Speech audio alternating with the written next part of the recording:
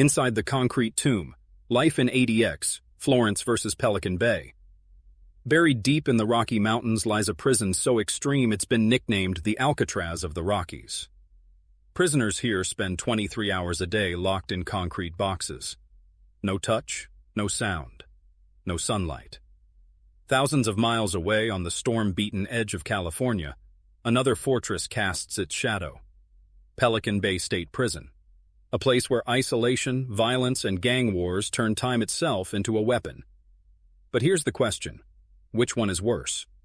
Tonight, we step inside the concrete tombs of ADX Florence and Pelican Bay to uncover what life is really like in two of the world's most brutal prisons. To understand why ADX Florence exists, we have to go back to America's war on crime. The 1980s and 1990s were decades of chaos in the U.S. prison system. Violent gangs controlled entire cell blocks. Riots erupted in facilities from Atlanta to New Mexico.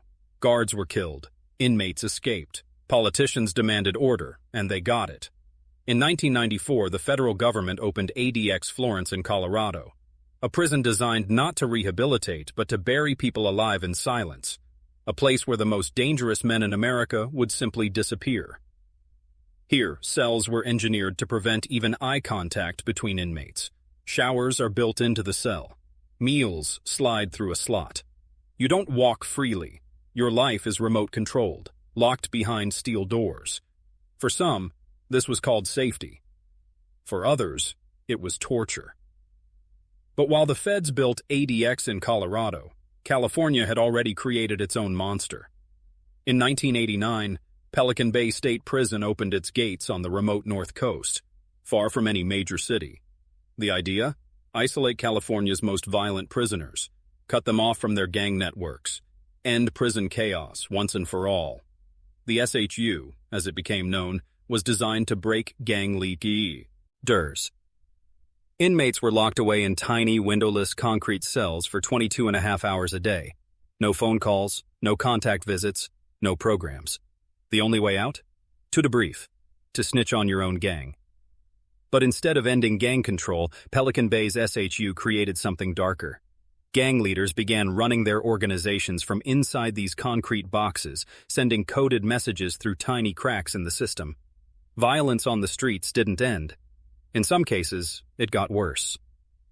So what is daily life like inside these concrete tombs? Let's start with ADX Florence. Prisoners here live in cells the size of a parking space, about 7 by 12 feet. The walls?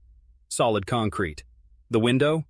A narrow slit, angled so you can see only the sky, never the mountains. For 23 hours a day, that box is your world. Meals are slid through a slot in the door. Exercise is done alone, in what's been called a concrete dog run, a small outdoor cage with high walls and a metal grate for a roof. Even then, guards watch you from cameras and gun towers. Pelican Bay isn't much different, but the atmosphere feels raw. Instead of the sterile silence of ADX, Pelican Bay's SHU echoes with the sounds of shouting through vents, the banging of fists on steel, and coded messages called kites slipped between cells. Here, men find ways to communicate, because survival depends on it. Over the years, both prisons have come under fire for what critics call psychological torture.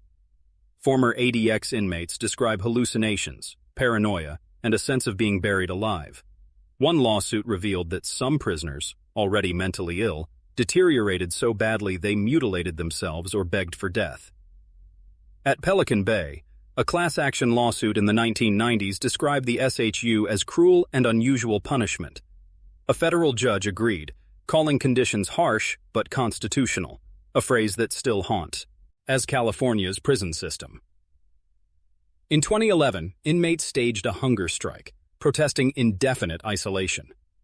Some had spent over 20 years in solitary. The roster of men inside these prisons reads like a who's who of infamy.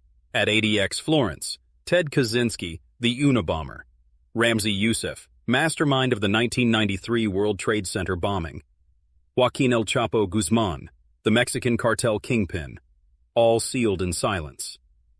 At Pelican Bay, leaders of the Aryan Brotherhood, the Mexican Mafia, the Nuestra Familia. Not terrorists or international figures, but men who wielded power through violence, extortion, and murder, both inside and outside the prison walls. In many ways, Pelican Bay was America's gang headquarters, hidden in plain sight. At ADX Florence, silence is the most powerful weapon. You don't hear other inmates. You don't see them. The prison is designed to erase every human connection.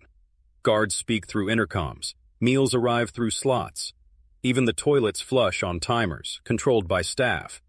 It's not just punishment, it's conditioning. The prison wants you to forget that you were ever part of society. In Pelican Bay, silence works differently. You're locked in solitude, but the walls talk. Inmates tap messages through plumbing pipes. They yell codes through vents. Some write letters in microscopic script, passed through lawyers or smuggled by visitors. The silence is filled with whispers of the underground.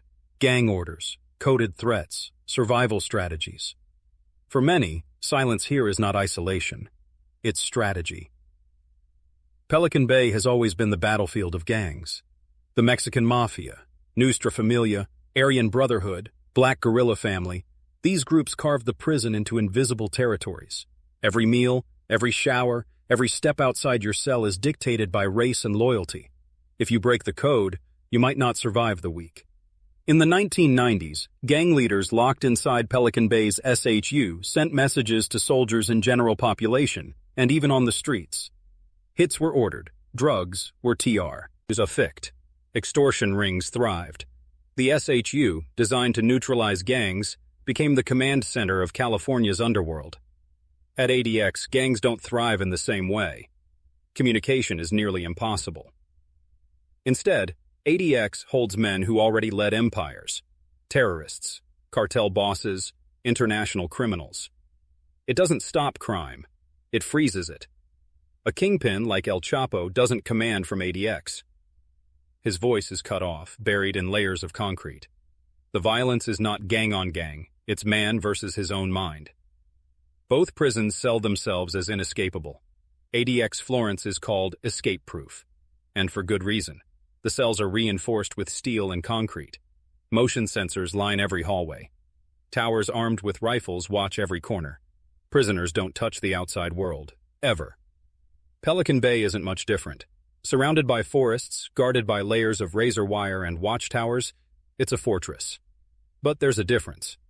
At Pelican Bay, inmates and general population sometimes find cracks. Contraband gets in. Messages leak out. Violence can erupt into chaos. ADX Florence doesn't allow chaos. It suffocates it before it can spark. And that's the irony. In Pelican Bay, men can be stabbed in the yard. At ADX, men can only stab their own sanity. For decades, psychologists have studied solitary confinement. The results are chilling. In ADX, some inmates talk to themselves. Convinced voices live inside the walls. Others smear words on cell doors in blood or scratch patterns into their skin just to feel alive.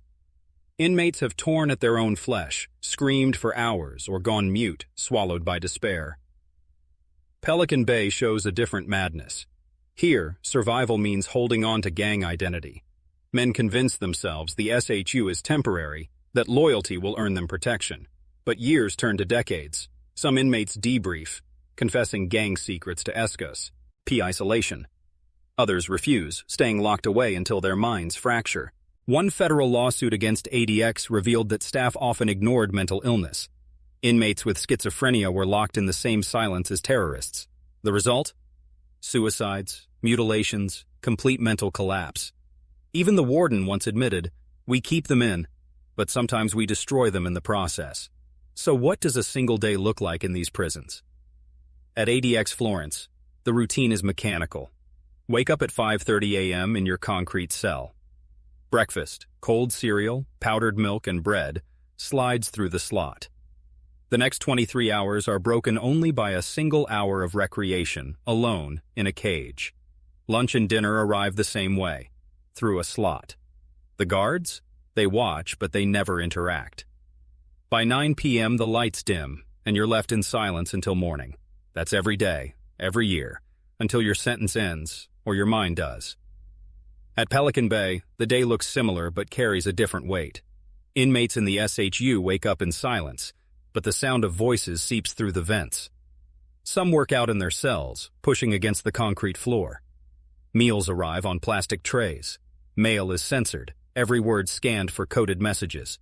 Twice a week, you might shower, escorted in shackles, watched from every angle. And if you're in general population, the yard becomes the most dangerous hour of your day. Stabbings happen fast, alliances are tested, and one wrong move could end it all. Survival in these places means different things. At ADX, survival is mental. How do you stop yourself from breaking when you haven't touched another human in years? Some inmates memorize the Bible. Others walk laps in their cell until they've circled the room thousands of times. A few use fantasy, imagining entire worlds beyond the concrete walls. At Pelican Bay, survival is political. Who you align with determines if you eat, if you live, if you breathe another day. Loyalty isn't optional, it's enforced. To break from your gang means death. To join means years of blood.